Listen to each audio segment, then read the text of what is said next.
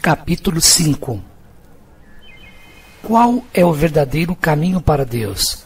É através da renúncia, como acreditam alguns iogues? E quanto ao que chamam de sofrimento? O sofrimento e o ato de servir são o caminho para Deus, como afirmam muitos filósofos? Conquistamos o direito de ir para o céu, sendo bons, como pregam tantas religiões?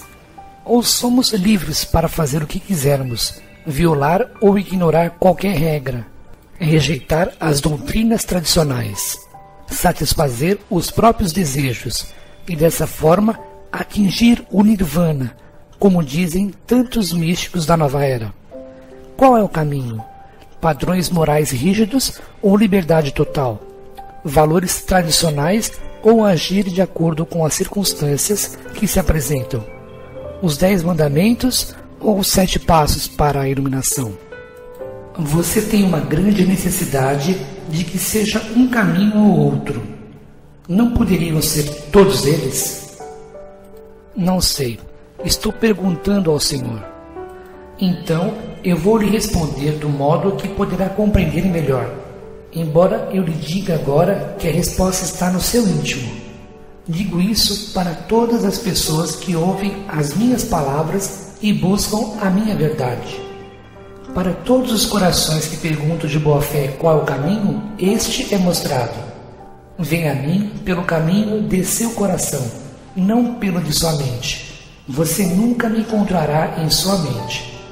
Para conhecer Deus verdadeiramente, você tem de sair de sua mente. Mas sua pergunta pede uma resposta, e eu não vou decepcioná-lo. Começarei com uma afirmação que irá surpreendê-lo, e talvez ofenda muitas pessoas. Não existe o que é conhecido como os 10 mandamentos. Ah, meu Deus, não? Não. Em quem eu iria mandar? Em mim mesmo? E por que esses mandamentos seriam necessários? Tudo o que eu quero é nespes. Então, por que seria preciso dar ordens a alguém? E se eu tivesse dado ordens, elas não seriam automaticamente cumpridas? Como eu poderia desejar tanto alguma coisa para ordená-la e depois vê-la não ser realizada? Que tipo de rei faria isso?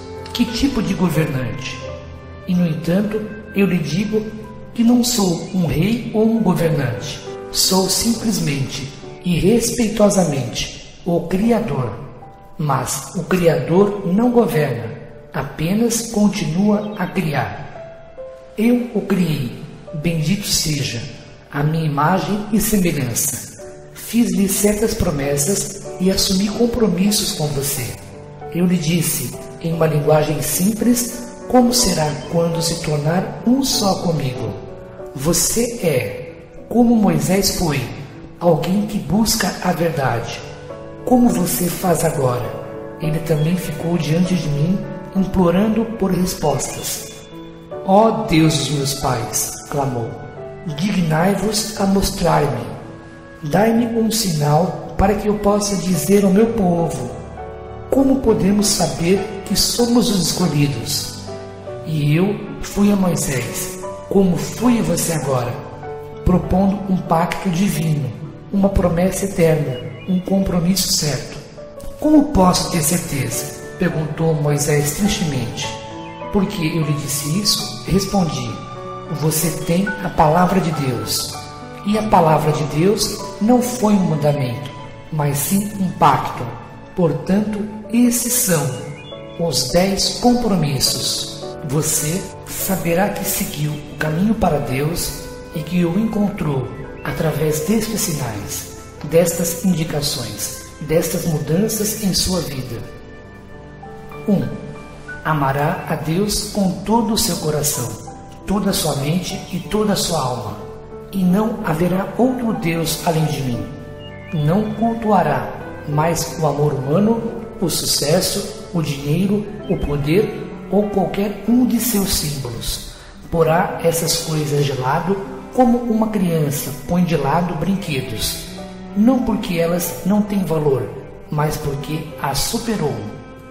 E você saberá que seguiu o caminho para Deus porque 2.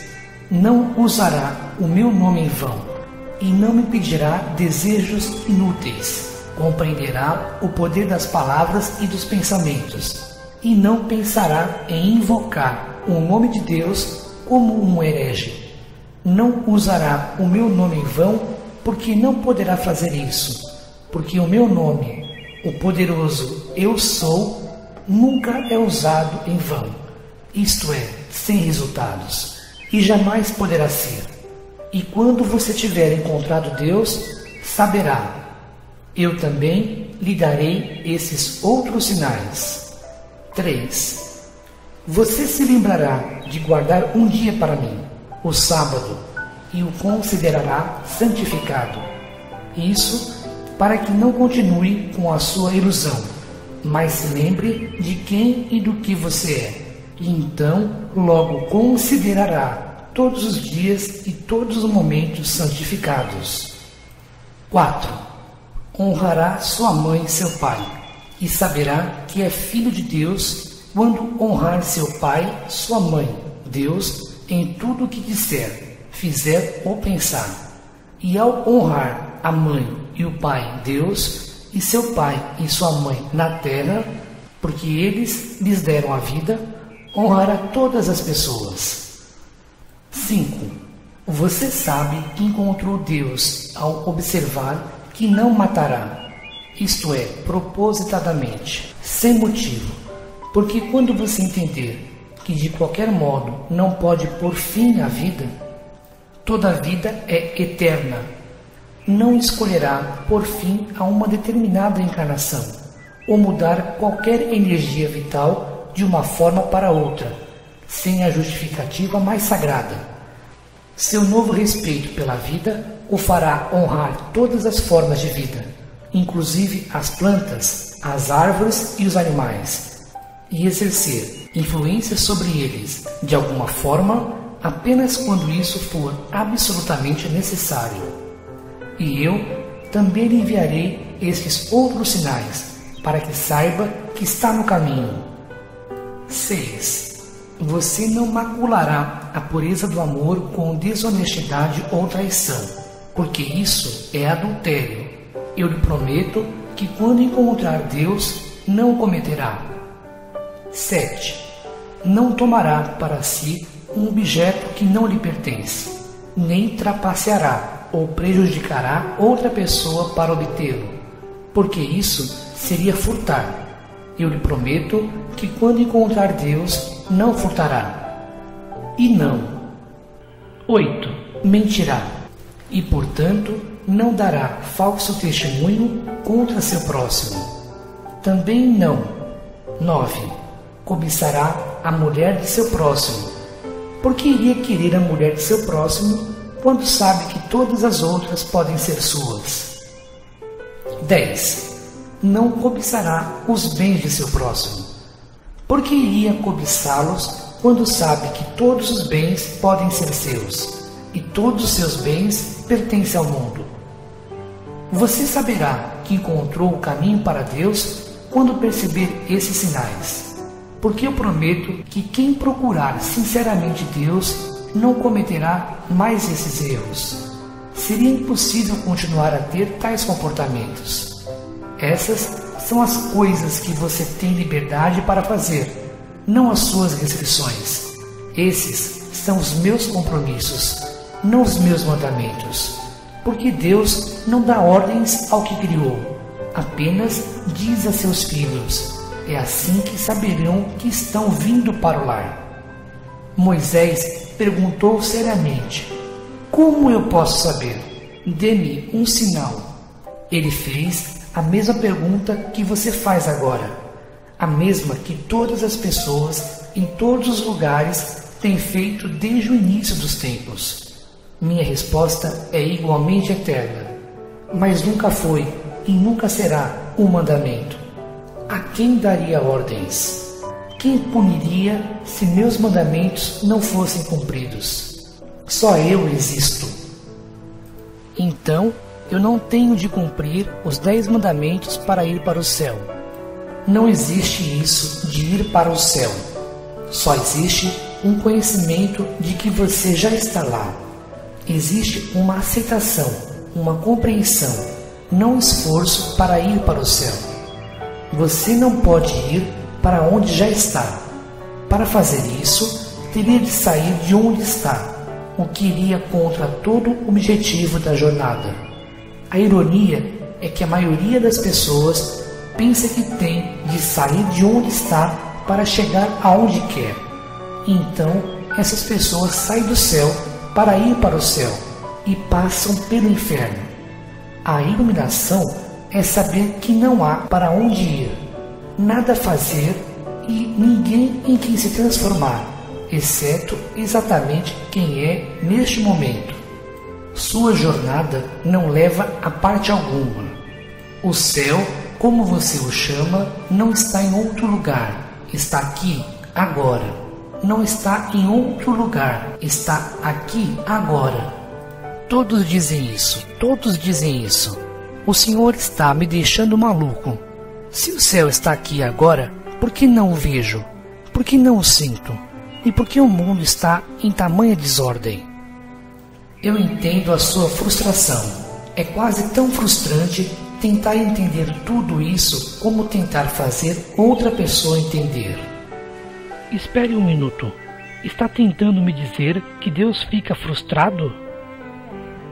Quem você acha que inventou a frustração? E você imagina que pode experimentar algo que eu não posso? Eu lhe digo que todas as experiências que você tem, eu tenho. Não percebe que estou experimentando o meu eu através de você? Para que mais serviria tudo isso?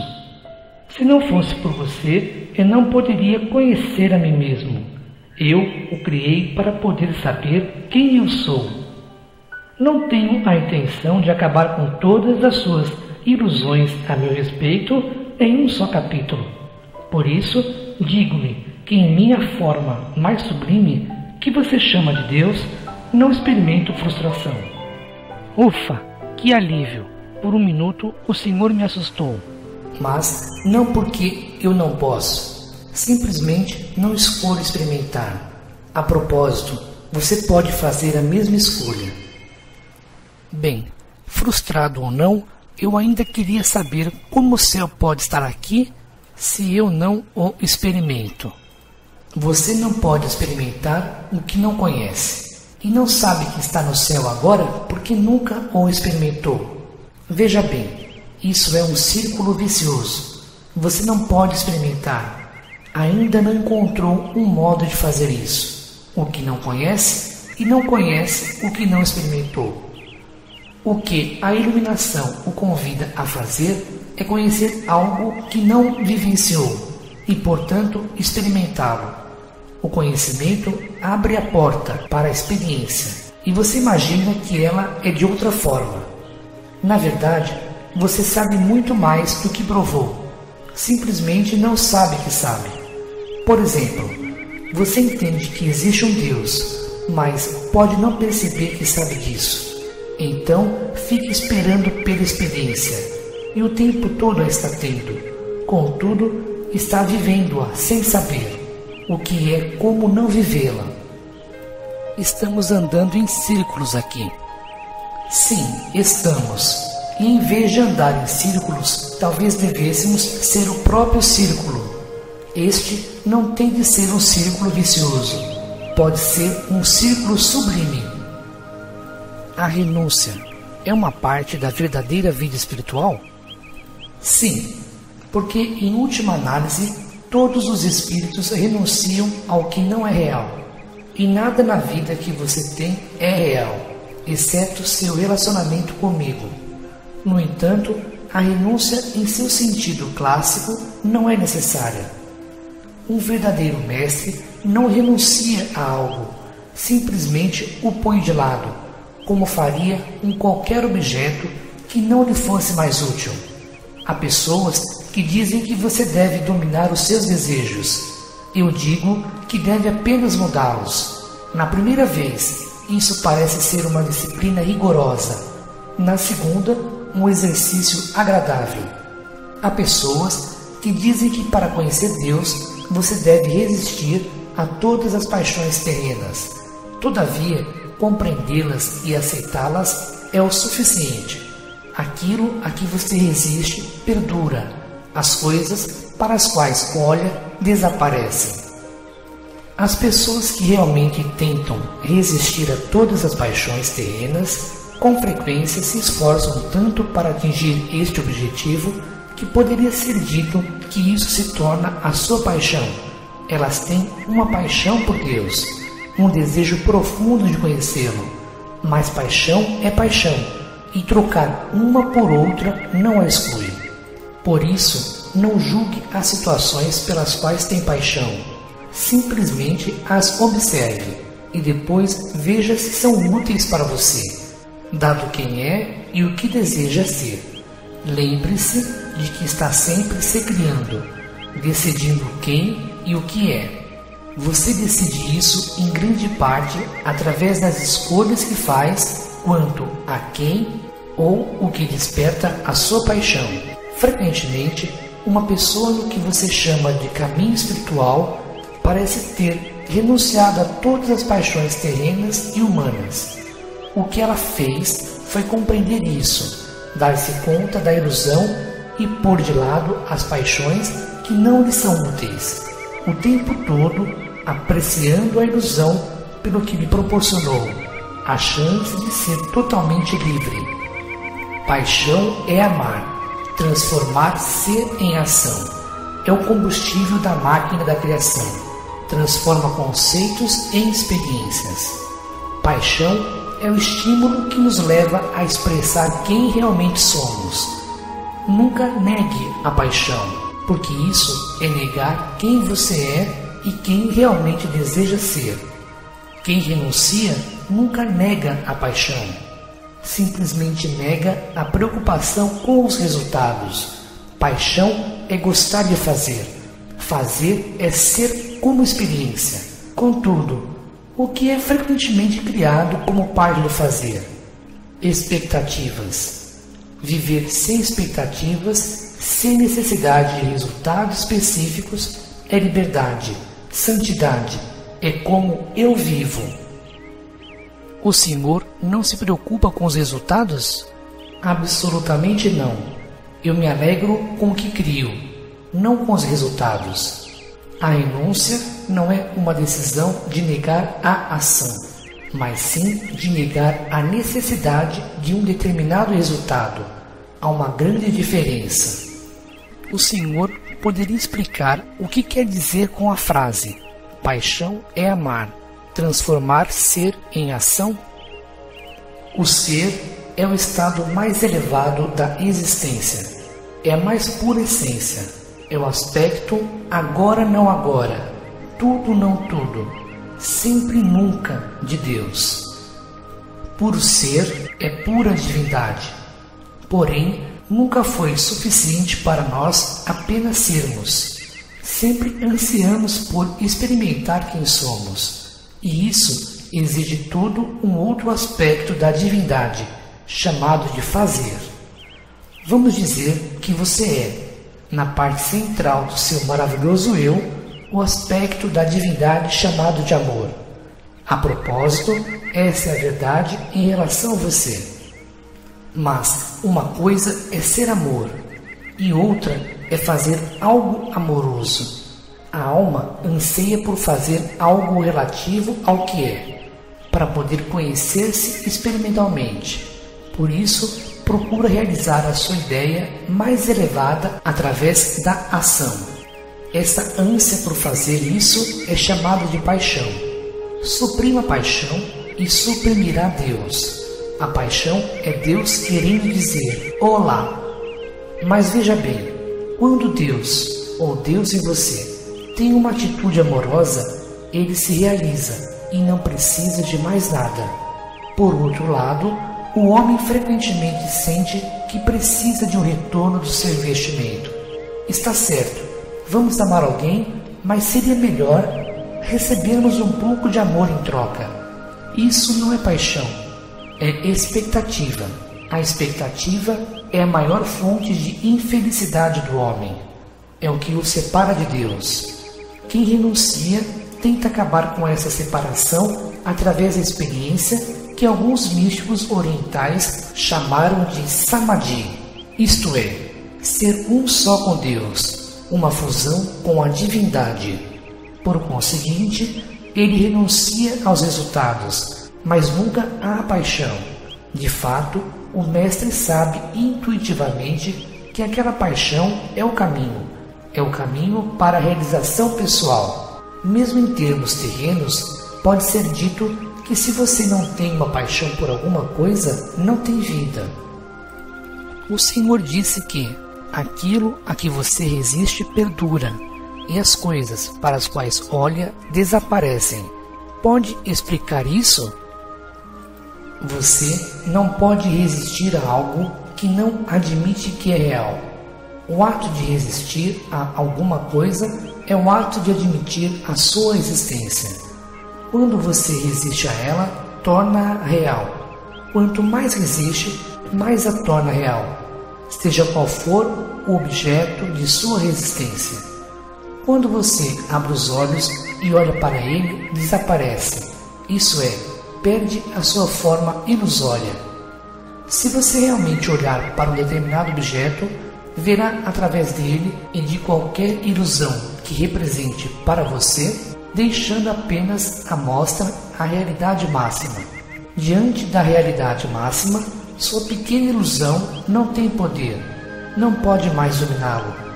Você vê a verdade em relação a ela e a verdade o liberta. Mas, e se eu não quiser que o objeto para o qual estou olhando desapareça? Você deveria sempre querer. Não há nada em sua realidade a que se agarrar. Mas, se escolher a ilusão de sua vida em lugar da realidade máxima, poderá simplesmente recriá-la, da mesma forma como a criou. Desse modo, poderá ter em sua vida o que escolher, eliminando o que não deseja mais experimentar. Porém, nunca resista a coisa alguma. Se achar que através de sua resistência a eliminará, pense novamente. Você só plantaria mais firmemente no lugar. Eu já não lhe disse que todo pensamento é criativo? Até mesmo o pensamento a respeito de que não deseja alguma coisa? Se não a deseja, por que pensar nela? Não lhe dedique um segundo pensamento. Porém, se tiver de pensar nela, isto é, se não conseguir não pensar, não resista a esse pensamento. Em vez disso, olhe diretamente para o que quer que seja. Aceite a realidade como sua criação. Então, escolha mantê-la ou não, como desejar. O que determinaria essa escolha? Quem e o que você acha que é, e quem e o que escolhe ser. Isso determina todas as escolhas que você já fez e fará em sua vida. Então, a vida de quem renuncia é um caminho errado? Isso não é uma verdade. A palavra renunciar tem um significado que não é correto. Na verdade, você não pode renunciar a coisa alguma, porque aquilo a que resiste perdura. O verdadeiro renunciante não renuncia, apenas faz outra escolha. Isso é um ato de ir em direção a algo, não de afastar-se de algo. Você não pode afastar-se de um objetivo, porque ele o perseguirá. Por isso, não resista à tentação. Apenas volte-se para mim, não para algo que é diferente de mim. Mas saiba que não há um caminho errado, porque nessa jornada é impossível você não chegar em seu destino. É apenas uma questão de rapidez, de quando chegará lá. Mas até isso é uma ilusão, porque não existe o quando, antes ou depois. Só existe o agora, um momento eterno em que você se experimenta. Então, Qual é o objetivo da vida, se é impossível não chegar lá? Por que deveríamos nos preocupar com o que fazemos? Bem, é claro que não deveriam, mas sempre é bom ficarem atentos, apenas observarem quem são e o que estão fazendo e tendo, para ver se isso lhes serve. O objetivo da vida não é chegar em algum lugar, é observar que você está e sempre esteve lá, está e sempre estará no momento de pura criação. Portanto, o objetivo da vida é criar quem e o que você é, e depois experimentar isso.